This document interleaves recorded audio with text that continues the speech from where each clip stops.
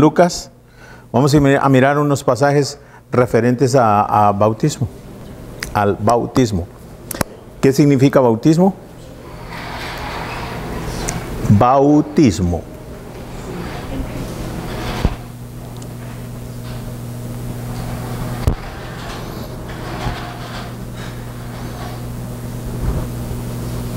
Vamos a ver pues. El capítulo 3 del libro de San Lucas, hermanos.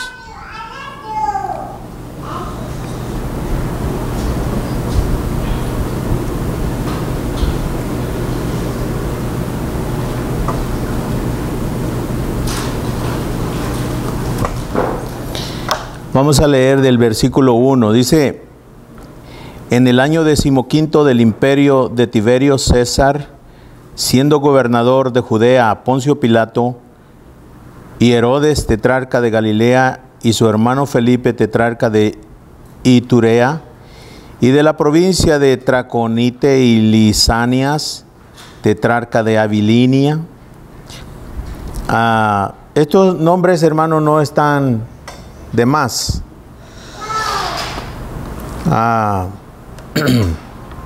Es bien interesante notar que en la Biblia el historiador y el hermano Lucas, el doctor Lucas, fue bien específico en mencionar estos lugares, ¿verdad? Y eso tiene su propósito, y cuando usted esté más interesado, usted mismo va a ir y se va a dar cuenta o va a querer investigar el por qué todos estos nombres, que para el lector descuidado puede ser esto insignificante, pero no es insignificante, tiene su razón, ¿verdad? Está en la palabra de Dios, escrito por un investigador de verdad, historiador y doctor, ¿verdad? Como era el hermano Lucas, el que escribió este evangelio. Versículo 2 dice: y siendo sumo sacerdote Anás y Caifás, vino palabra de Dios a Juan. Ahí ya miramos, hermano, una de las razones por las cuales todo esto es bien interesante. ¿Por qué? Porque en ese tiempo preciso de todo lo que habla y menciona todo esto y quienes estaban a cargo y en ese tiempo es que vino palabra de Dios directamente a Juan. Gloria al Señor. Y usted sabe quién es Juan, ¿verdad? Hijo de Elizabeth y de Zacarías. De la manera como nació Juan. Juan, primo de Jesucristo, 6 meses mayor que Jesús. Entonces hay un montón de detalles bien interesantes para el que le interesa escudriñar las Escrituras. Entonces dice el versículo 2: siendo sumo sacerdote Anás y Caifás, vino palabra de Dios a Juan, hijo de Zacarías, en el desierto. Y él fue por toda la región contigua al Jordán, predicando el bautismo del arrepentimiento para perdón de pecados. Eso es lo que predicaba Juan. Predicaba bautismo. Por eso a él se le conoce como Juan el Bautista. El Bautista no es su apellido. Su nombre es Juan, pero el Bautista no es su apellido. Usted sabe que hay apellidos que son bautistas, ¿verdad? Hay personas que se llaman Carlos Alberto Bautista. Pero aquí en el caso no es que Juan tuviera el apellido Bautista, sino que era lo que él había sido llamado a predicar y hacer. Entonces dice el versículo 3: y él fue por toda la región contigua al Jordán, o sea, alrededor del río de Jordán, predicando el bautismo del arrepentimiento para perdón de pecados. Ese es el que predicaba Juan, un bautismo para arrepentirse. Ahora, el que vamos a practicar nosotros aquí un fin de semana de estos, no va a ser un bautismo para arrepentimiento. Amén. Ese no va a ser para arrepentimiento. ¿Por qué no será para arrepentimiento? Porque los que se bautizan, y ese es uno de los puntos principales, porque los que se bautizan en la iglesia de Cristo ya han sido arrepentidos, ya se han arrepentido, ¿verdad? Y no solamente ya están arrepentidos, sino que ya son salvos, ya son hijos e hijas, ¿verdad? Ya pertenecen a la familia de Dios. Entonces, este bautismo que vamos y que practicamos nosotros en la iglesia de Cristo no es para arrepentimiento como el que se practicaba en los días de Juan el Bautista. Juan predicaba y bautizaba para arrepentimiento, ¿verdad? No es lo mismo en los días de hoy. Y dice el 4, como está escrito en el libro de la palabra del profeta Isaías, que dice, voz del que clama en el desierto, preparad el camino del Señor, enderezad sus sendas, todo valle se rellenará y se bajará todo monte y collado. Los caminos torcidos serán enderezados y los caminos ásperos allanados, y verá toda carne la salvación de Dios. Cuando Juan nació de Elizabeth y Zacarías, ya habían pasado muchos años, quizás como 700 años, cuando el profeta Isaías había recibido de Dios también palabra. Y cuando él escribió lo que Dios le dijo, y está en esta porción del 4 al 6.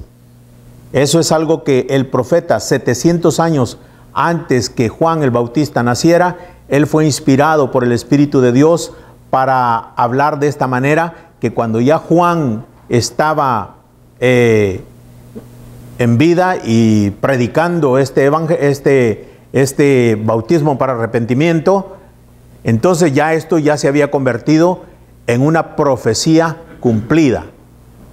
Antes de que Juan naciera, era una profecía que lo hablaba y estaba escrito en el libro del profeta Isaías. Pero en este momento que leemos que Juan anda predicando a los alrededores del Jordán, ya es una profecía cumplida, ¿verdad? Lo que Isaías habló se cumplió. Como dice, ¿verdad? Todo aquello que hable un profeta y no se cumpla, el tal no es profeta. Pero acá es el profeta Isaías, un hombre que recibía de Dios palabra y la escribía. Amén. Entonces dice el versículo 4, como está escrito en el libro de las palabras del profeta Isaías, que dice, voz del que clama en el desierto. Eso es lo que hacía Juan. Juan no predicaba como nosotros predicamos, hermano, acá, mire, con aire acondicionado y en un lugar hermoso, un lugar bonito, y todos los hermanos ahí sentados, ¿verdad? Y muchos de nosotros con corbata y saco y zapatos bien lustraditos. Y si no tienes corbata, no eres ministro. Si tú no usas corbata y saco, no eres reverendo, ¿verdad? ¿Cómo dice? Si no se mete la camisa, tampoco usted es candidato para ser llamado reverendo o pastor o esto, el otro, ¿verdad? Pero este hermano, de este Juan, el Señor dijo que desde los nacidos de mujer no había uno más grande que Juan. ¿Y sabe cuál es la corbata de Juan? Y el saco de Juan. Cueros de camello. cueros de cabra, con eso se vestía. Y estaba a la intemperie, vivía ahí en la intemperie, en el desierto. No va a creer que solamente iba a predicar al desierto, allí vivía. Allí vivía.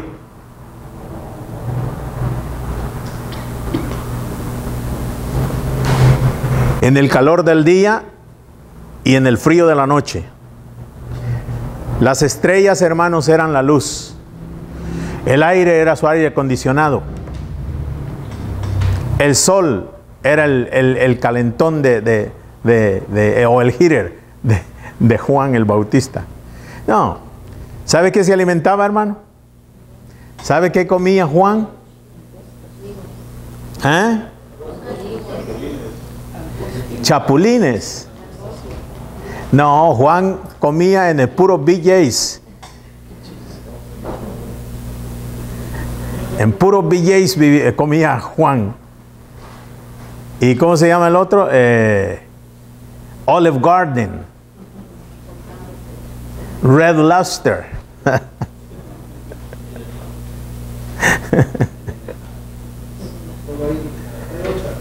¿Cómo dice, hermano? Pues ese era este hombre que Dios había llamado, hermano, para el ministerio. Lo había llamado, hermano, para que fuera el precursor. Él fue el precursor de Jesucristo. ¿Usted sabe lo que significa precursor? ¿Eh?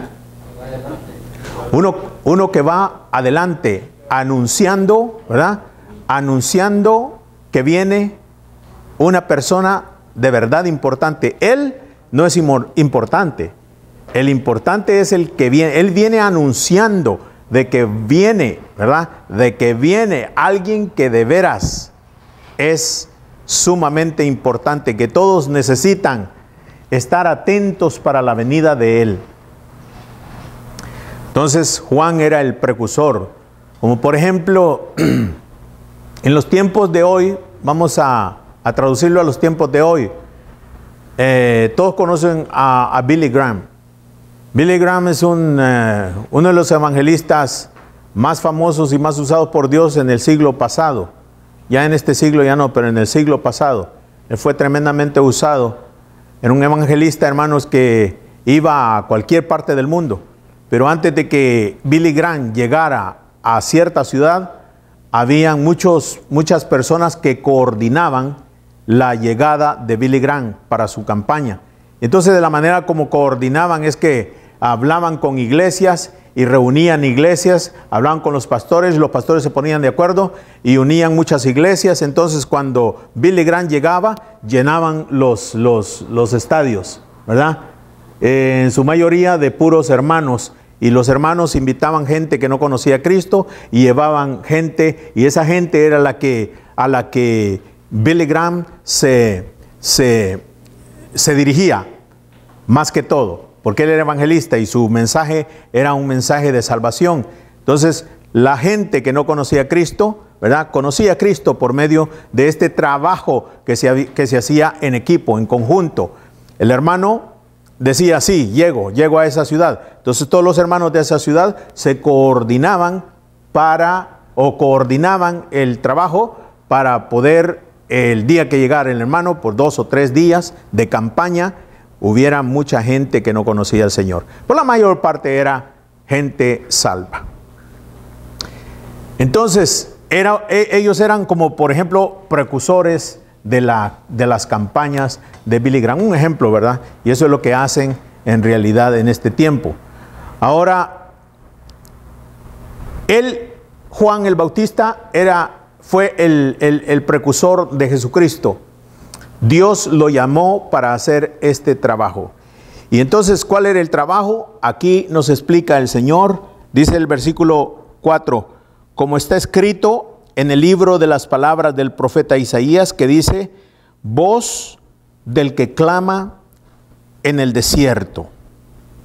Y dice, preparad el camino del Señor, enderezad sus sendas, todo valle se rellenará y se bajará todo monte y collado, los caminos torcidos serán enderezados y los caminos ásperos allanados, y verá toda carne la salvación de Dios.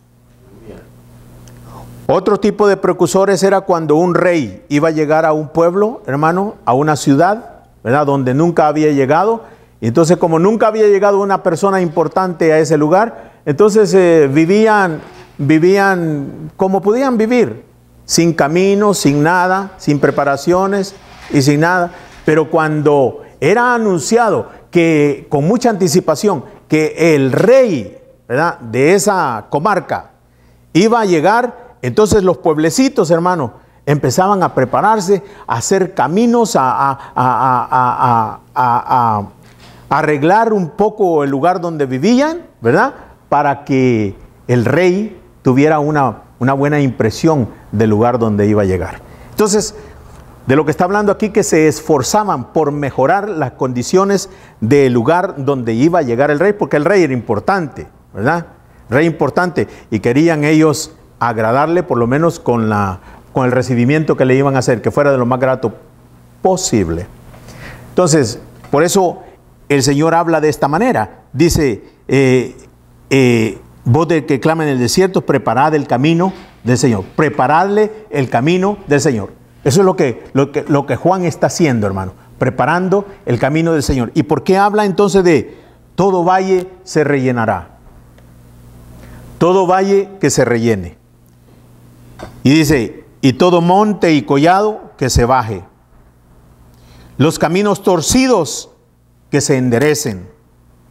Y los caminos ásperos allanados. ¿Por qué? Porque toda carne verá al rey, la salvación del rey. A eso viene el rey, a salvar. Pero, ¿cuál era el trabajo entonces de Juan? Preparar caminos literalmente, como por ejemplo hoy día, meterles tractores.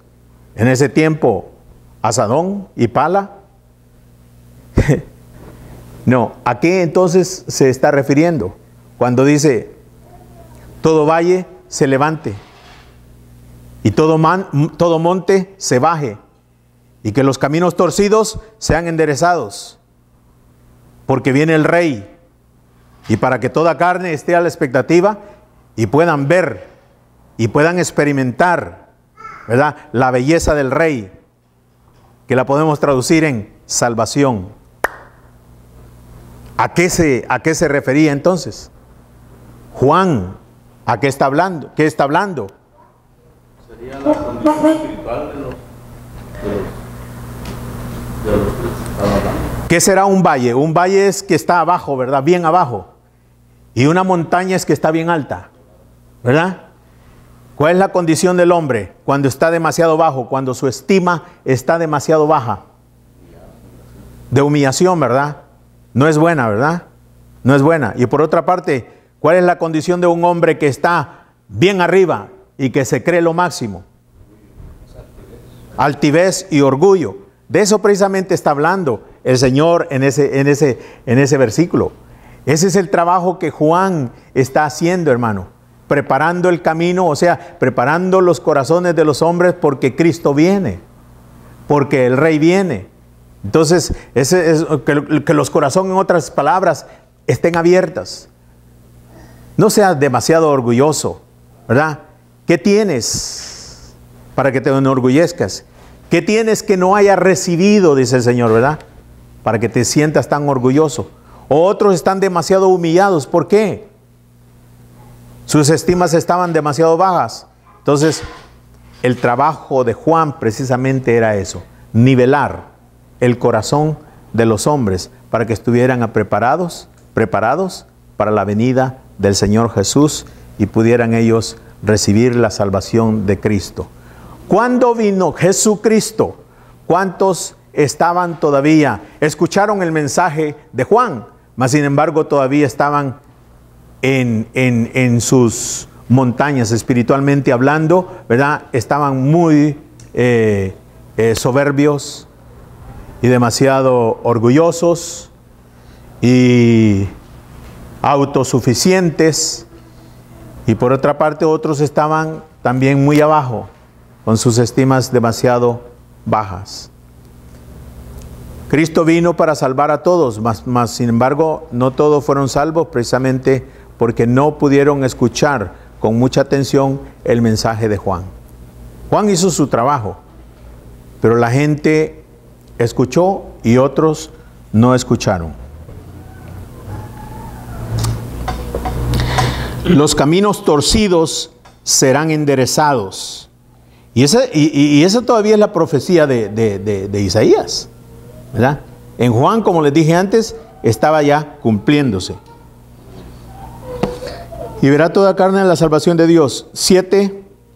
Y decía a las multitudes que salían para ser bautizados por él: oh generación de víboras, ¿quién os enseñó a huir de la ira venidera? Haced pues frutos dignos de arrepentimiento y no comencéis a decir dentro de vosotros mismos: tenemos a Abraham por padre. Porque os digo que Dios puede levantar hijos a Abraham aún de estas piedras. Y ya también el hacha está puesta a la raíz de los árboles. Por tanto, todo árbol que no da buen fruto se corta y se echa al fuego. Y la gente le preguntaba diciendo: entonces, ¿qué haremos? Ahora, este bautismo de Juan, hermanos, ¿para quién era el bautismo de Juan? Si era para arrepentimiento y para nivelar los corazones de los hombres, ¿para quién era este bautismo? ¿Para quiénes eran este bautismo? Para todos los que quisieran. Exacto.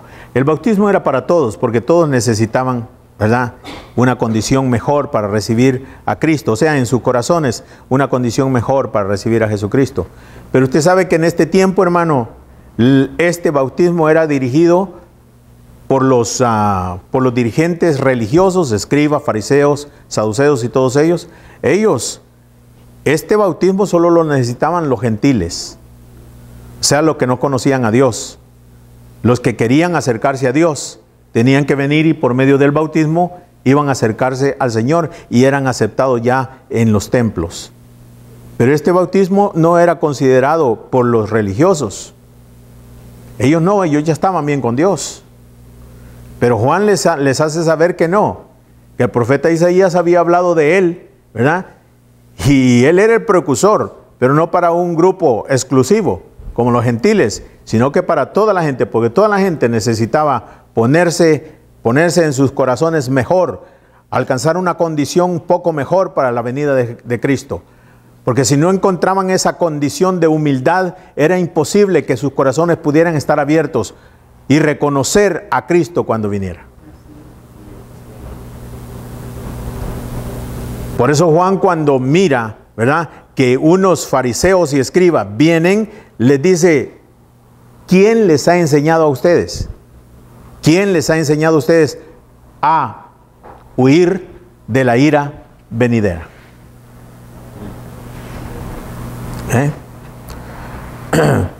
Porque según ellos eran los puros gentiles los que necesitaban de ese bautismo. Ahora,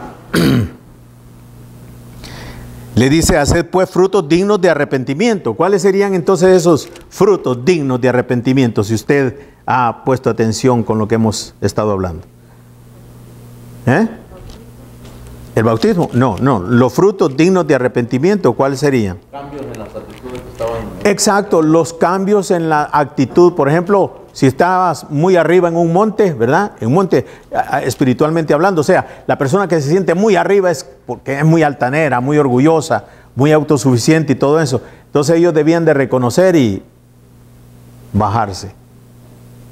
Y los que estaban demasiado bajos, que yo, pobrecito de mí, pobrecito de mí, pobrecito de mí. Estaban sometidos por los orgullosos. Sometidos por los orgullosos, por una parte, sí. Entonces ellos también tenían que levantarse un poco, ¿verdad? Levantarse un poco. Que sus corazones estuvieran listos también y abiertos. En el momento que Cristo viniera, pudieran ellos reconocer que Cristo estaba ahí. Y que les traía salvación.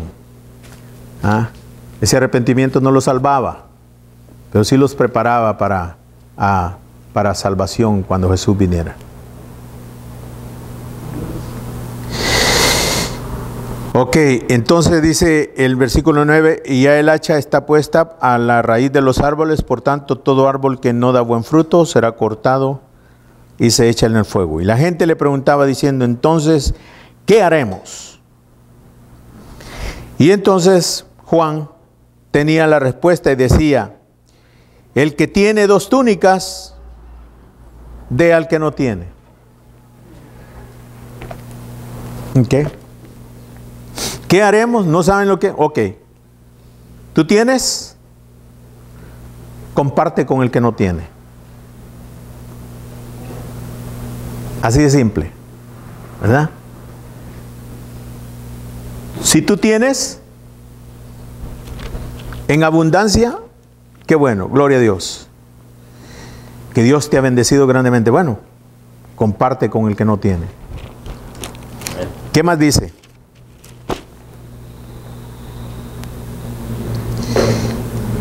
Y el que tiene que comer, haga lo mismo con el que no tiene.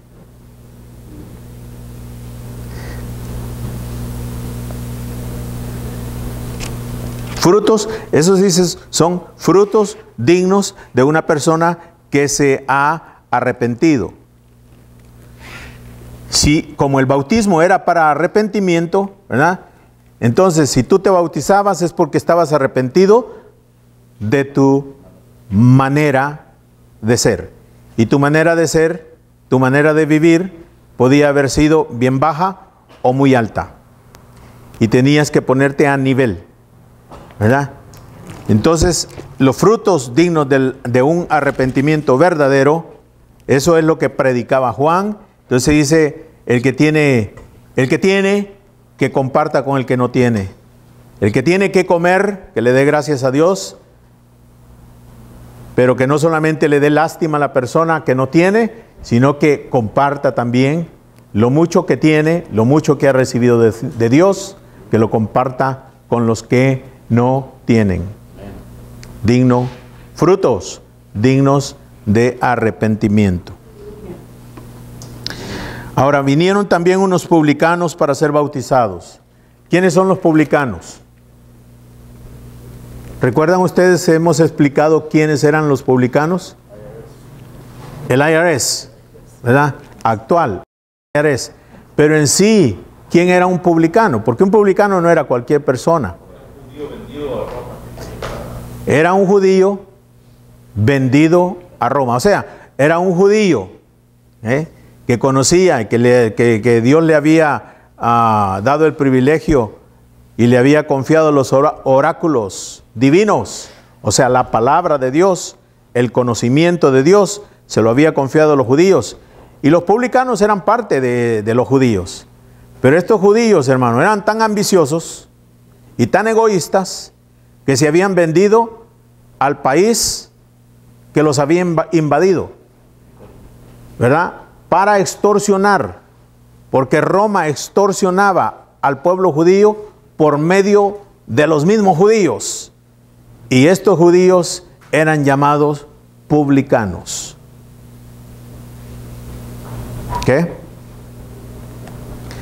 Entonces, dice la Biblia que se acercaron unos publicanos también. De todos los que se estaban acercando, se acercaron también los publicanos. En el versículo 12, para ser bautizados. Y le dijeron, maestro, ¿qué haremos? Como el bautismo era de arrepentimiento, entonces ellos quieren bautizarse y entonces se implica que ellos quieren arrepentirse también.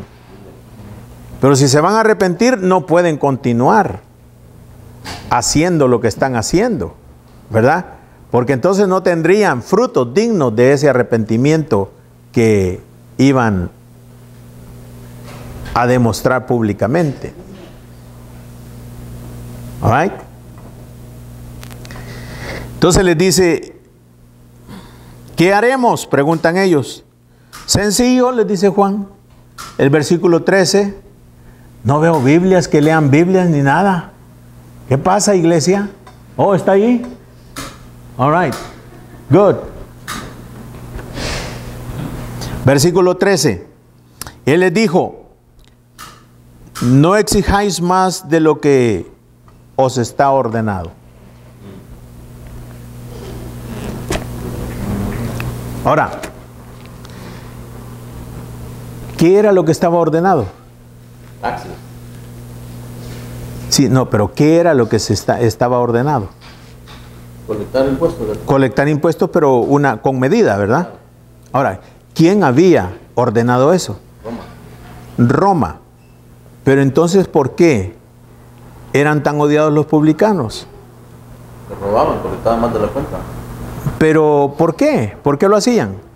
¿Por cuenta propia o...? Cuenta propia, la verdad. No. Ese era el secreto de Roma, precisamente. Extorsionar a los judíos por medio de los publicanos. Ellos habían puesto una cuota, vamos a hacer una cuota, ¿verdad? Pero con ellos les decían, pero ¿saben qué? El publicano va a ser publicano, ¿ya? Y se va a enriquecer y todo eso, pero solamente va a tener el privilegio de ser publicano si el que extorsione más, el que pueda sacarle más a la gente. Ya, generalmente y ante el público, ¿verdad? Hay una orden, hay una cantidad que es legal, pero aquí afuera hablaban con ellos y les decían, bueno, lo legal está acá, pero lo que nosotros queremos es esto. Y entonces ellos eran forzados a extorsionar doble y triplemente a la gente. Por eso es que eran odiados tremendamente.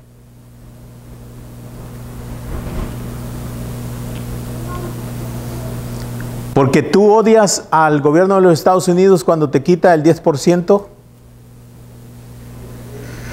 ¿Ah? Honestamente, ¿tú estás molesto porque el gobierno de los Estados Unidos te recorta y te quita el 10%? ¿Te quita los impuestos, cualquiera que sea? ¿Te molestas? ¿Por qué? No, especialmente a los Estados Unidos. A mí en lo personal no, porque se puede mirar, ¿verdad? Que ellos invierten y hacen buen uso de los impuestos que no nos quitan, sino que nos recortan. Y como ciudadano tú eres una persona que debe de estar dispuesto y abierto a cooperar de esa manera, ¿verdad? Sin cheating. ¿Eh? ¿Ah? Es el sistema en el que vivimos. ¿Eh? Pero ¿qué tal si hubieran agencias aparte de la institución mayor que es el IRS? ¿Qué tal si hubieran instituciones puestas por el IRS, ¿verdad? Que están allí, que ellos van a cubrir el área de Burbank, por ejemplo, y de North Hollywood, lo van a cubrir y ellos están ordenados y con permiso del IRS van a tu casa y hablan contigo y la cuota es tanto, pero ellos te sacan más. Y te sacan más y te sacan más. Y punto. Y ellos tienen que los respalden, lo respalda el gran gobierno de Roma. Entonces, ¿para dónde se hacían los ciudadanos? Tenían que obedecer, tenían que hacer, pero había resentimiento y mucho odio contra los publicanos. Entonces, de esas personas son las que estamos hablando, de los que se acercan aquí para arrepentirse de todo ese mal comportamiento, de esa actitud que tenían contra su propia gente. Les dice 13, no exijáis más de lo que está ordenado. Ahora bien, si ellos no exigían más de lo que está ordenado, o sea, de lo que todo Jerusalén, vamos a decir Jerusalén o Judea, de todo lo Jerusalén o Judea sabe lo que es correcto, ¿qué pasaría? ¿Qué pasaba con ellos? Lo reemplazaban, simplemente. Eran reemplazados. Exacto. Eran reemplazados. Porque Roma lo que quería es extorsión y la humillación de toda la gente. Sujetarlos a tremenda humillación. Dice cómo va todo. Pero Juan le dice, ¿a qué? Ok, ese publicano es un trabajo. Ustedes están trabajando para un país que no tiene dominado. Nos tiene dominado, eso es cierto. Estamos bajo la bota romana. Ok. Y ustedes han decidido trabajar para Roma, está bien. Pero lo que Roma ha hecho público, que es el impuesto, eso es lo que ustedes tienen que cobrar. Más de eso es extorsión. Y eso, si ustedes hacen eso, implica que los reemplacen. Pues si ustedes comienzan a hacer esto, esto precisamente es la voluntad de Dios. Esto es orden. Su trabajo tiene dignidad si lo hacen correctamente. Pero no nos va a echar Roma, pero Dios no. ¿Eh? Con Dios va a estar bien. O sea que con Dios va a estar derecho. Los caminos torcidos, dice Juan, ¿verdad? ¿Qué dice de los caminos torcidos? Que se enderecen. El camino torcido del publicano, hermano, tenía que enderezarse. ¿Cómo era enderezarse? ¿Dejar el trabajo? No. No exigir más de lo ordenado.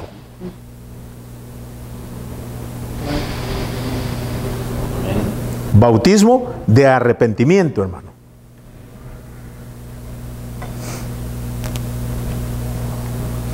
Bautismo de arrepentimiento, eso es lo que predicaba. Estas cosas, todo esto es lo que conlleva, todo esto es lo que incluye, todo esto es lo que implica el bautismo de arrepentimiento. Ahora imagínese, hermano, cuando Juan dijo, pero detrás de mí viene uno, del cual yo no soy digno de desatar las riendas de sus sandalias. Este dice, no os bautizará con agua, este os bautizará con Espíritu Santo y con fuego. Si el arrepentimiento, si el bautismo de agua, hermano, que era para arrepentimiento, podía alcanzar esto, ¿verdad? Un mejor comportamiento, una mejor actitud en los corazones de los hombres, ¿cuánto más debe de ser el bautismo del Espíritu Santo, la salvación, Cristo en nuestras vidas?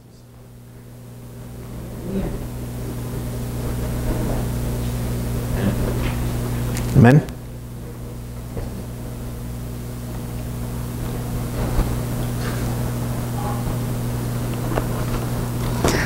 No exijáis más de lo que está ordenado. Eso es para los publicanos. También le preguntaron unos soldados. Oh, la policía, hermano. Todo el ejército. También le preguntaron unos soldados diciendo, ¿y nosotros qué haremos? Y le dijo, no hagáis extorsión a nadie, ni calumnies, y contentaos con vuestro salario y no con vuestras mordidas.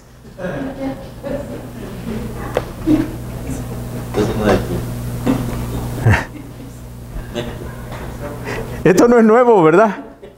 ¿Verdad que no es nuevo? México, ¿cómo que de México? Existe en todo lugar. Mire, aquí es Jerusalén. Esta es la ciudad santa, hermano.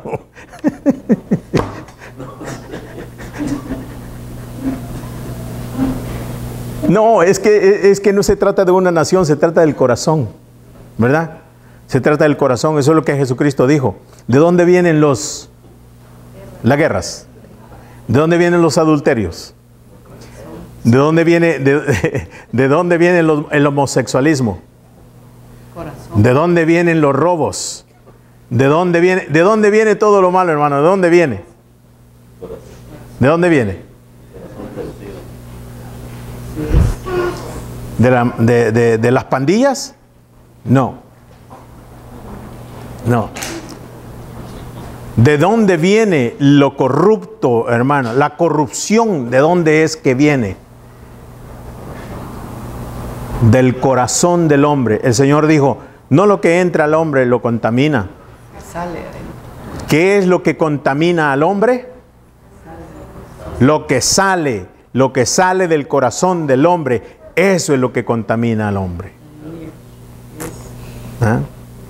Y Jeremías dijo, ¿qué dijo Jeremías?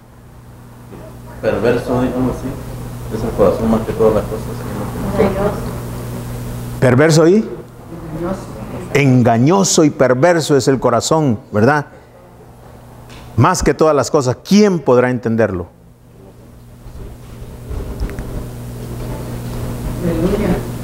Aleluya. No os hagáis extorsión a nadie, ni calumniéis, y contentaos con vuestro salario.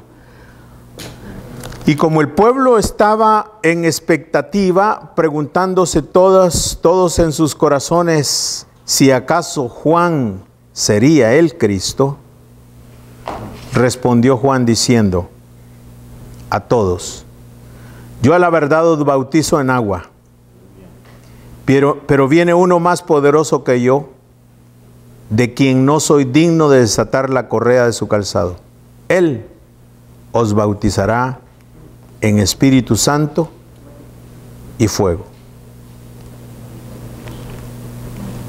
Espíritu Santo y fuego. Aleluya. Ok. Ese es el bautismo, hermano, de Juan, que queda bien claro, ¿verdad? Ahora, ¿cuál es la diferencia entonces del bautismo de Juan y el bautismo de nosotros, los hijos de Dios? Nadie puede ser bautizado si primeramente no ha sido salvo. Nadie puede ir a las aguas, hermano, ¿verdad? Si primeramente no ha sido salvo. ¿Okay?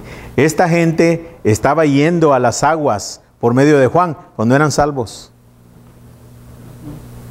Estaban preparando sus corazones, estaban mejorando sus corazones. Estaban alcanzando un nivel mucho mejor, ¿verdad? En sus vidas, como personas. Sus corazones estaban ya un poco más sensibles por la predicación de Juan, pero no eran salvos. Porque el que venía era el que los iba a salvar. El trabajo de Juan era preparar el camino, ¿verdad? O sea, los corazones de los hombres para la llegada de este rey. Pero este bautismo no era para salvación. Ahora, el bautismo que nosotros practicamos hoy, ¿es para salvación? ¿Es para arrepentimiento? ¿O para qué es? Para testimonio. Para testimonio. Sí, testimonio. ¿Qué queremos decir nosotros con testimonio? Hacer pública nuestra confesión. Entonces, una cosa parecida también por lo que era arrepentimiento, ¿verdad? Porque Juan dijo, dad frutos dignos de ese arrepentimiento. ¿Te arrepentiste? ¿O solamente te mojaron? ¿Solamente te zambulleron en el agua? ¿O te arrepentiste de veras? Me arrepentí. Si se arrepintió, dice, hay necesidad de que su arrepentimiento sea evidente. ¿Cómo es evidente? Por sus frutos. Frutos, dice, dignos de ese arrepentimiento. Entonces, los frutos de antes de ser arrepentido y bautizado eran completamente diferentes, ¿sí? Altivos, orgullosos, ladrones, autosuficientes, extorsionadores y adúlteros y esto y el otro. Pero ya acá, hermanos, como la promesa es que venía el rey, el corazón tenía que ser preparado, la gente estaba dando frutos dignos de un arrepentimiento. Amén. Ok. Entonces, el bautismo de nosotros es para testimonio. Okay. ¿Testimonio de qué, hermano? De nuestra fe. De nuestro andar. De nuestro caminar. ¿Verdad? Testimonio, damos testimonio de ¿quién? De Jesús. De Cristo. ¿Mayores que los del arrepentimiento de Juan? ¿O cómo? ¿Tienen que ser mayores? Si Juan bautizó con agua y Cristo nos bautiza con Espíritu Santo y con fuego, ¿Cuáles actitudes deben de ser mejor? A eso lo dejo a usted. Pero ¿cuáles deben de ser mejor? Ok, simplifiquemos. ¿Qué arrepentimiento, qué bautismo tiene mucho más poder? ¿El de Juan o el de Cristo? ¿Cuáles eran los efectos del bautismo de Juan? ¿Buenos o malos? Buenos. Buenísimos, ¿verdad? Cambios en los corazones de los hombres. Ahora, ¿cuál es el verdadero efecto, los verdaderos efectos del bautismo de Jesucristo en Espíritu Santo y fuego? Tienen que ser inmensamente mucho mayores. ¿Amén? Ok.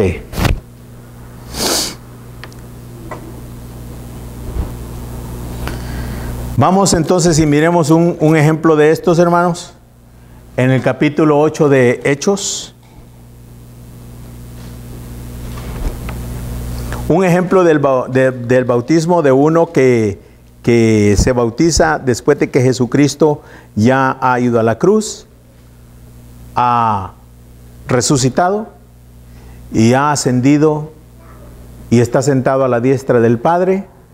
Y entonces, hermanos, los hermanos empiezan a predicar, los discípulos de Cristo empiezan a predicar y la gente empieza a creer y también se empieza a bautizar. Ya este es otro tipo de bautismo. ¿Ah? Es el bautismo de nosotros. ¿Y qué es lo que produce? ¿Para qué es? Amén. Hechos, el capítulo 8, el versículo 26. 8, 26.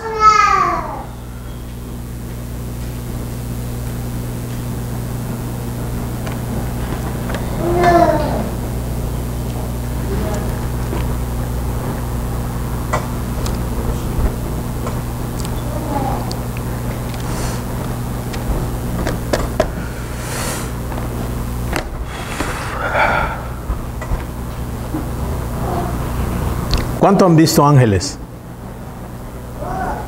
Jessica, ¿tú has visto ángeles? ¿No has visto ángeles? ¿Tú sí? ¿Dónde viste ángeles? No sé si fue sueño o visión. ¿Sueño o visión? Sí. ¿Qué? ¿Sueño? ¿Pero en sueño? ¿Ah? O visión. Claro, es válido. ¿En sueños alguno ha visto ángeles? Aparte del hermano Rafael. Hermano. Usted no lo ha visto, pero lo ha sentido. En sueño. Amén. Yo solo vi unas manos en un sueño. En un sueño vi las manos del Señor. Vio las manos del Señor, pero ángeles. Porque mire, aquí está un hermano, como le decía, ¿verdad? Ya Cristo fue a la cruz. Cristo resucitó y Cristo está sentado a la diestra del Padre ya, en ese momento. Y sus discípulos empiezan a predicar la palabra de Dios y la gente comienza a creer el evangelio del Señor y a bautizarse en agua. ¿Okay? Pero aquí Felipe es uno de los diáconos. ¿Recuerdan los 7 diáconos de la iglesia primitiva de Jerusalén? Nicanor, Timón, Felipe, Nicolás y Parmenas y ¿quién otro? Procoro y se me olvida de Esteban, que fue el primer mártir de la iglesia. 7 diáconos de la iglesia primitiva, de la iglesia original en Jerusalén. Hombres, dice, de mucha sabiduría, con buen testimonio y llenos del Espíritu Santo. Él es uno de ellos, Felipe. Entonces Felipe, por causa de la persecución del evangelio, porque el evangelio, hermano, la iglesia está causando tremendo impacto en Jerusalén, que los demonios dentro de los religiosos se han alborotado y hay persecución contra la iglesia de Cristo y los hermanos empiezan a esparcerse, ¿verdad? Empiezan a regarse, spread, por todos lugares, por todos lados. Y eso es un plan de Dios, un plan divino. Para que no se quedaran ahí solamente tomando cafecito, ¿verdad? No se trata de eso el Evangelio. El Evangelio es para predicar el Evangelio, hermano. Y entonces, para que no se quedaran muy acomodados, los esparce. Y aquí miramos un ejemplo, hermano, cuando Felipe va por Samaria, se mete por donde ya había predicado Cristo y va por todos esos lugares. Pero dice la Biblia en el versículo 26, leamos. Un ángel del Señor, dice, habló a Felipe, diciendo, un ángel, no dice the angel of the Lord. Cuando dice the angel of the Lord, ¿a qué se refiere, Jessica? Cuando dice the angel, pero aquí dice un ángel, uno, de tantos millares. Pero cuando dice the angel of the Lord, se refiere en el Viejo Testamento a Cristo, ¿verdad? Pero aquí es uno de los miles de ángeles y millones de ángeles que el Señor tiene. Un ángel del Señor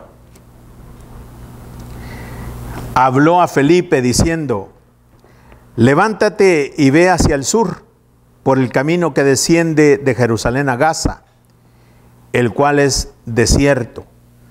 ¿Han escuchado ustedes en las últimas noticias la palabra Gaza? La franja de Gaza, donde se encuentra el conflicto entre israelitas y palestinos, ¿verdad? Pues ahí, por ahí anda Felipe, hermano. Por ahí anda en este momento Felipe. Mire qué tan antigua es esta ciudad, la franja de Gaza. Entonces, levántate y ve hacia el sur por el camino que desciende de Jerusalén a Gaza, el cual es desierto. Entonces él se levantó y fue. Y sucedió que un etíope eunuco, funcionario de Candace, reina de los etíopes, el cual estaba sobre todos sus tesoros y había venido a Jerusalén para adorar. Etíope y eunuco. Vivía en Etiopía, era uno de los ministros de la reina de Candace, ¿verdad? Pero creía en el Dios de los judíos. Y había venido desde Etiopía, hermano, no de North Hollywood. Había venido de Etiopía a adorar en el templo de Jerusalén, porque ese era un privilegio.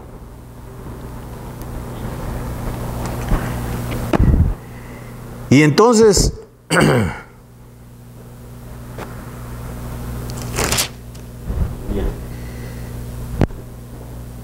estaba sobre todos sus tesoros y había venido a Jerusalén para adorar. 28.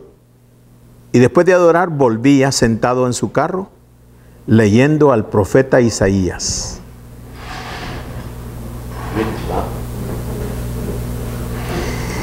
Y el Espíritu dijo a Felipe, primeramente fue un ángel el que le habló a Felipe. Ahora es el Espíritu de Dios el que le habla a Felipe. Fíjese, Dios mismo y un ministro de él, ¿verdad?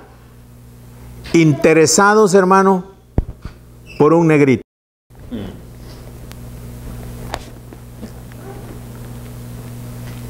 El cielo, hermano. ¿Cuántos ángeles de todos los millares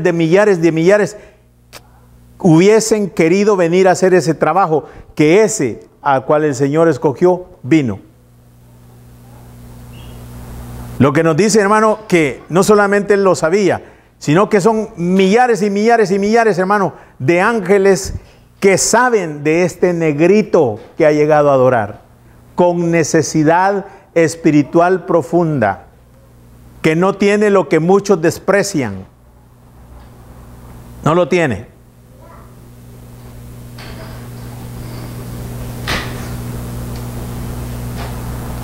Entonces uno de esos ángeles le habla a Felipe y ahora le habla el Espíritu Santo. Entonces, hermano, tan interesado Dios está de este de este hermanito negrito?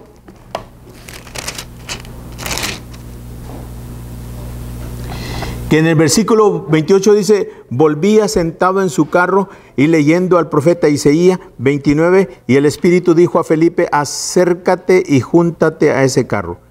Acudiendo Felipe le oyó que leía al profeta Isaías y dijo, pero ¿entiendes lo que lees? Y él le dijo, ¿cómo podré si alguno no me enseñare? Y rogó a Felipe que se subiese y se sentara con él.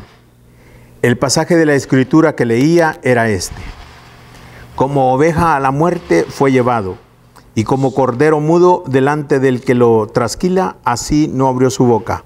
En su humillación no se le hizo justicia, mas su generación, ¿quién la contará? Porque fue quitada de la tierra su vida. Esto, hermano, viene leyendo el eunuco. Ya viene de adorar al Señor. Y tuvo una gran fiesta en Jerusalén adorando a Dios. Ahora viene, hermano, con su corazón contento. Y viene ocupado, hermano, en su carruaje leyendo al profeta Isaías. Pero lo tremendo es que lo que lee no lo entiende. No lo entiende. Y Dios lo sabe. Pero Dios conoce el corazón de este hombre. Y ha preparado a uno de sus hijos, hermano, y le da órdenes específicas y le dice, acércate a ese carro. Y Felipe, hermano, se acerca al carro donde va el negrito leyendo la Escritura y empieza a escuchar lo que él viene, porque viene leyendo en voz alta. Viene leyendo como recitando, hermano, pero no entiende lo que está leyendo. Y Felipe se le acerca y le pregunta, ¿entiendes lo que lees? Y el eunuco le dice, no, ¿cómo voy a entender si no hay nadie que me lo explique? Aquí se necesita uno lleno del Espíritu Santo para que me lo explique, porque yo lo estoy leyendo sin el Espíritu. No se le hizo justicia, mas su generación, ¿quién la contará? Porque fue quitada de la tierra su vida. Como que si ahí se iba a quedar, ¿verdad? No. El poder del Espíritu Santo lo resucitó y vive para siempre. Respondiendo el eunuco, 34, dijo a Felipe, te ruego que me digas de quién dice el profeta esto, de sí mismo o de algún otro.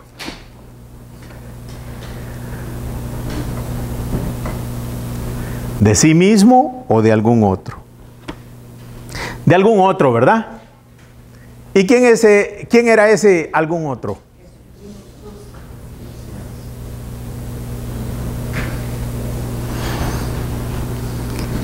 ...35... Entonces Felipe, abriendo su boca, comenzando desde esta escritura, anunció el evangelio de Jesús. Y yendo por el camino llegaron a cierta agua, y dijo el eunuco, aquí hay agua, ¿qué impide que yo sea bautizado? Felipe dijo, si crees de todo corazón, bien puedes. Y respondiendo dijo, creo que Jesucristo es el Hijo de Dios. Aleluya. ¿Cuál era el requisito del bautismo de Juan? No, ¿cuál era el requisito para ser bautizado por Juan? Frutos dignos de arrepentimiento. Arrepentimiento. Ese es el requisito. Ahora, fíjese bien, el hombre no entendía, pero Felipe se sube al carruaje y le explica el evangelio de Jesús. Porque ahí en Isaías 53, hermano, está el evangelio de Jesús. Y eso es lo que le explica. Ahora, ponga atención acá, hermano. 35. Abriendo su boca y comenzando desde esta escritura, le anunció el evangelio de Jesús. Y yendo por el camino, llegaron a cierta agua. Y dijo el eunuco, aquí hay agua. ¿Qué impide que yo sea bautizado?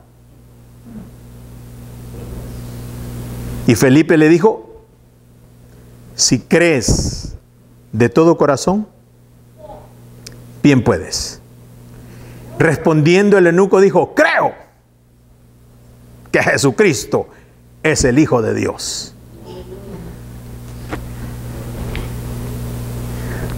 Entonces ya creyó. Allí fue salvo.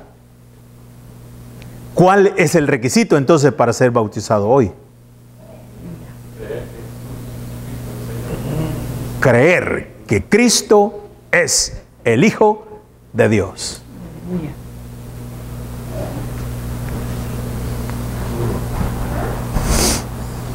Entonces, para que quede claro, ¿cuál es el requisito de Juan? ¿Cuál es el requisito de Juan? El bautismo de Juan.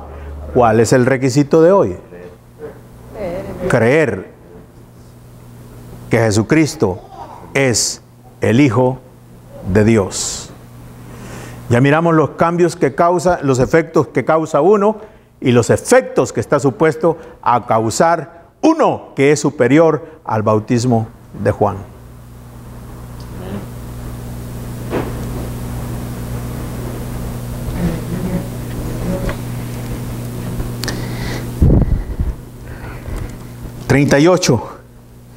Y mandó parar el carro porque el hombre no es cualquiera, hermano. Es un negrito, pero es uno que está al cargo de todos los tesoros de la reina de Candace.